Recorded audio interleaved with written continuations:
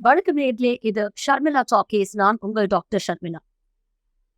Parliament செஷனோட first டேலயே சிங்கம் மாதிரி பார்லிமெண்ட்ல கர்ஜிச்சிருக்காரு ஆப்போசிஷன் லீடர் ராகுல் காந்தி. மக்கள் மனசுல இருக்கக்கூடிய கேள்விகள் ஒண்ணு விடாம அடுக்கடுக்கா இன்னைக்கு எடுத்து வச்சிருக்கிறாரு.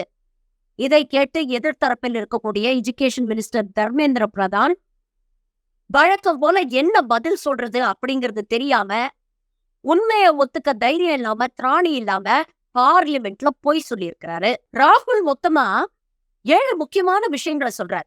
நம்பர் 1, இந்த நாட்டுல எஜுகேஷன் சிஸ்டம்ல சீரியஸ் ப்ராப்ளம் இருக்கு அப்படிங்கறத ஒட்டுமொத்த நாடும் இன்னைக்கு தெரிஞ்சு வச்சிருக்கு. இன்னைக்கு நாட்டுல இருக்கக்கூடிய எல்லா மக்களும் அதை உணர்ந்துருக்காங்க. 2வது, நான் சொல்றது நீட்ல மட்டும் இல்ல, இங்க நடக்கக்கூடிய எல்லா மேஜர் எக்ஸாம்ஸ்லயும் ஏதோ ஒரு குளறுபடி நடக்குது அப்படிங்கறதே இன்னைக்கு வெட்ட வெளிச்சமாயிருக்கு. Number 3, education minister Dharmendra Pradhan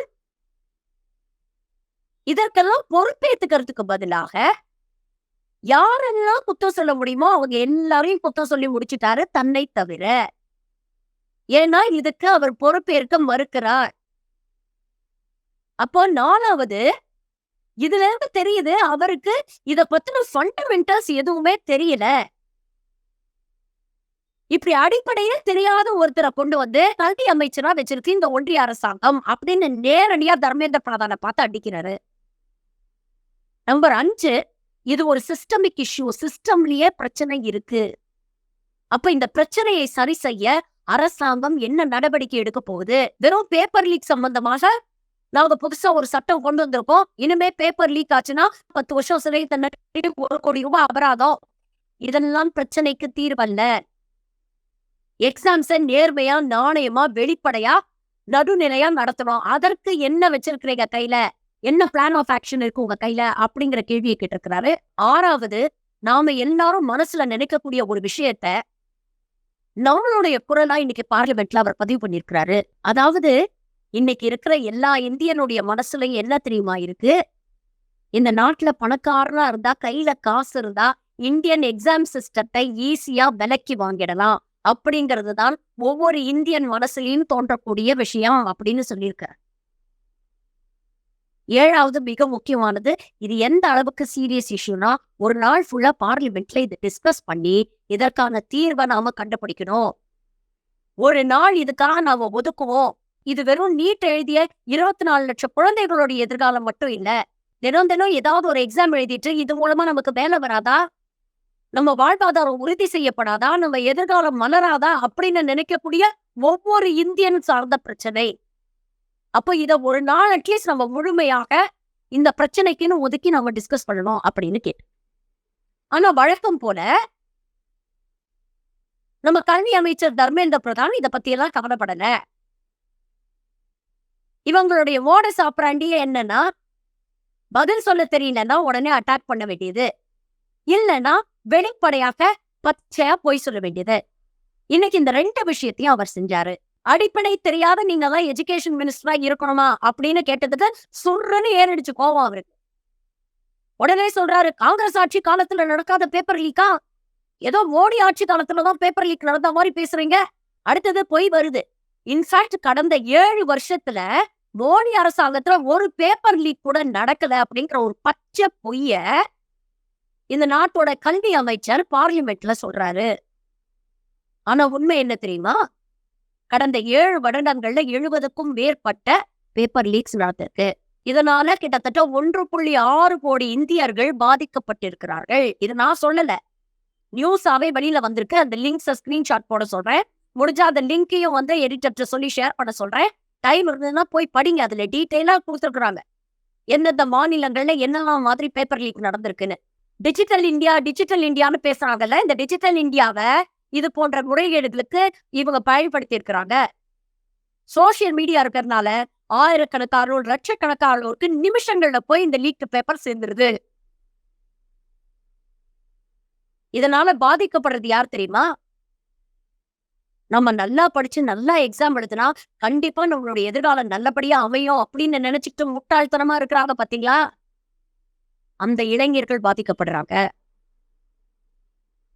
ஒரு பேப்பர் லீக் அப்படிங்கிற ஒரு செய்தி வெளியில வந்து அந்த எக்ஸாம் நிப்பாட்டினாங்கன்னா அதோடைய பாதிப்பு யாருக்கு யோசிச்சு பாருங்க.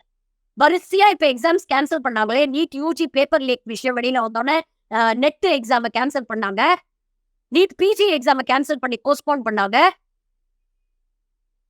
வரிசையா பல எக்ஸாம்ஸ வந்து கேன்சல் பண்ணாங்க. இதுக்கெல்லாம் ரீ எக்ஸாம் நடக்கிறதுக்கு கிட்டத்தட்ட 6 மாசத்துல இருந்து 2 வருஷம் வரைக்கும் காலதாமதம் ஏற்படுது. அப்ப இந்த எக்ஸாமை எழுதி அடுத்த கட்டத்துக்கு போகணும், நம்மளோட கரியரை டெவலப் பண்ணணும் அப்படின்னு நினைக்கக்கூடிய இளைஞர்களுடைய மொரால், அவங்களுடைய தன்னம்பிக்கை எந்த அளவுக்கு பாதிக்கப்படும் யோசிச்சு பாருங்க. அவங்க கனவுகள் எந்த அளவுக்கு சிதைக்கப்படும் யோசிச்சு பாருங்க. இன்னும் பல போஸ்ட்போன் ஆன எக்ஸாமுக்கு ரீ எக்ஸாம் நடத்தாம வச்சிருக்கு இந்த அரசாங்கம். நான் சொல்றது வெறும் ரிப்போர்ட்டட் எக்ஸாம் லீக்ஸ் தான். எக்ஸாம் எல்லாம் நடந்து முடிஞ்சு, தேர்வெல்லாம் நடந்து முடிஞ்சு, ரிப்போர்ட் ஆகாத எத்தனையோ விஷயங்கள் இருக்குல்ல. அப்படிப்பட்ட எக்ஸாம்ஸ்ல யோசிச்சு பாருங்களேன். தகுதியே இல்லாதவங்க, வெறும் வசதியானவங்க, நம்ம கிட்ட பணம் இருக்கு அப்படிங்கிற ஒரே காரணத்துக்காக தகுதியே இல்லாதவங்களை கொண்டு வந்து அரசாங்கத்தில் இருக்கக்கூடிய முக்கியமான அதிகார பதவியில கொண்டு வந்து உட்கார வைக்கிறாங்க. இதைத்தான் ராகுல் காந்தி சொல்றாரு, இட்ஸ் அ சிஸ்டமிக் இஷ்யூ. சிஸ்டமே செல்லரிச்சு போயிருக்கு. அரசாங்கத்துல உயர் பதவியில இருக்கக்கூடிய அமைச்சர்கள் ஆரம்பிச்சு ஒரு சாதாரண சென்டர்ல இருக்கக்கூடிய ஒரு டீச்சர் வரைக்கும் எல்லாருமே இதுல இன்வால்வ்டா இருக்காங்க. ஆனா இதனால பாதிக்கப்படுறது ஏழை எளிய மக்கள். பணக்காரனுக்கு வசதி இருக்கு, பணம் கொடுத்து சீட்டை வாங்கிடுவான், அவனுடைய எதிர்காலம் செட் ஆயிடுச்சு. நாளைக்கு ஏதாவது பிரச்சனைனா கூட இதே பணத்தை கொடுத்து சரி பண்ணிடுவான்.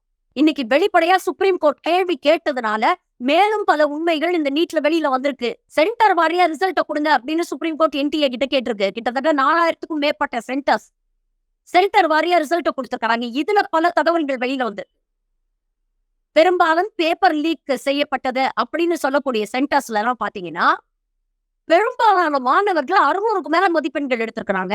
ராக்ஸ்போர்ட்ல ஒரு பர்டிகுலர் சென்டர்ல நிறைய மாணவர்கள் 700க்கு மேல மதிப்பெண்கள் வாங்கியிருக்காங்க. இப்படி பல சென்டர்ஸ்ல இருந்து தகவல்கள் வருது. அப்போ எந்த அளவுக்கு இந்த பேப்பர் லீக் நாடு புற பரவி இருக்கு அப்படிங்கறத யோசிச்சு பாருங்க. இன்னொரு தகவல் தெரியுமா? பாஜக அரசாங்கம் சுப்ரீம் கோர்ட்ல கொடுத்த தகவல், இந்த நீட் எக்ஸாமுக்கு கட்டணம் வசூலிக்கிறாங்க இல்லையா, அந்த கட்டணம் மூலமாகவே மட்டுமே 100 கோடி லாபம் பார்த்திருக்கு பாஜக ஒன்றிய அரசு. வெறும் 1700 ரூபாய் ஒரு மாணவர் கட்டக்கூடிய கட்டணம், அதுல மட்டும் 100 கோடி ரூபாய் லாபம் பார்த்திருக்கிறாங்க.